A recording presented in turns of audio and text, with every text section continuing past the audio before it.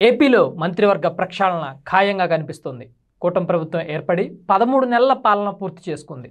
పలువురు మంత్రుల పనితీరుపైన ముఖ్యమంత్రి చంద్రబాబు అసంతృప్తిగా ఉన్నారు.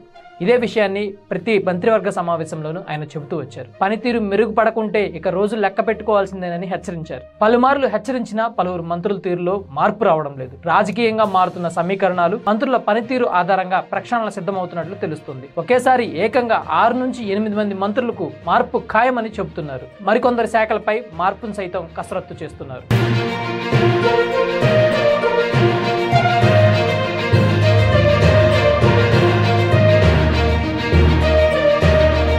నాగబాబుని మంత్రివర్గంలోకి తీసుకోవడం పైన పవన్ తన తుది నిర్ణయాన్ని వెల్లడించాల్సి ఉంది. అదేవిధంగా బీజేపీ సైతం తమకు మరో మంత్రి పదవి ఇవ్వాలని ప్రతిపాదన చేసింది. మిత్రపక్షాలకు ప్రాధాన్యత ఇస్తూ సీనియర్ల సంఖ్య పెంచుతూ ఈసారి ప్రక్షాళన కసరత్తు కొనసాగుతుందని తెలుస్తోంది. ఆగస్టు 8 నుంచి 15వ తేదీలోగా ప్రక్షాళన ఉండవచ్చని సమాచారం.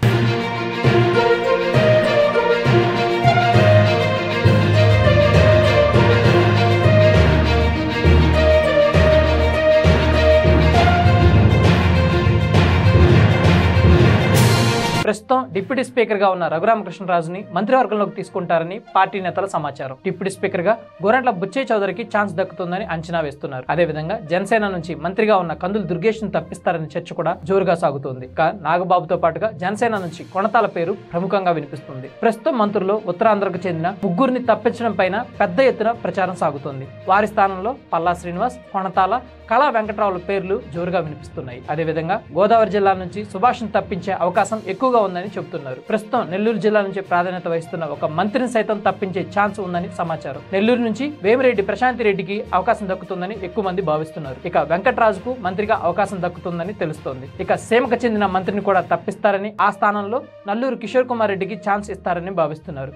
కృష్ణా జిల్లా నుంచి ఒక మంత్రిపై వేటు పడుతుందని ప్రచారం సాగుతుంది. కాగా మరికొందరి శాఖల్లో మాత్రం మార్పులు ఉంటాయని చెబుతున్నారు. జగన్ జిల్లాల పర్యటన, వరుసగా వివాదాల సమయంలో మంత్రులు సరిగ్గా స్పందించడం లేదనే అభిప్రాయాన్ని చంద్రబాబు వ్యక్తం చేస్తున్నారు. త్వరలో జగన్ పూర్తి స్థాయిలో జిల్లాల పర్యటనకు, ఆ తర్వాత పాదయాత్రకి సిద్ధమవుతున్నారు. అయితే సామాజిక, ప్రాంతీయ సమీకరణాల ఆధారంగా తుది నిర్ణయాలు జరగనున్నాయి. దీంతో ఇక మంత్రివర్గంలో మార్పుతో పాటు పార్టీలోని కీలక నిర్ణయాలకు సమాయత్తమవుతున్నట్లు తెలుస్తుంది. సో ప్రస్తుతం ఉన్న కేబినెట్ పై మీ అభిప్రాయాన్ని కామెంట్ రూపంలో తెలియజేయండి. దాంతో పాటుగానే మంత్రుల శాఖల్లో ఎవరెవరికి మార్పు ఉంటుందని మీరు భావిస్తున్నారో కామెంట్ రూపంలో పంచుకోండి. Thank you for watching.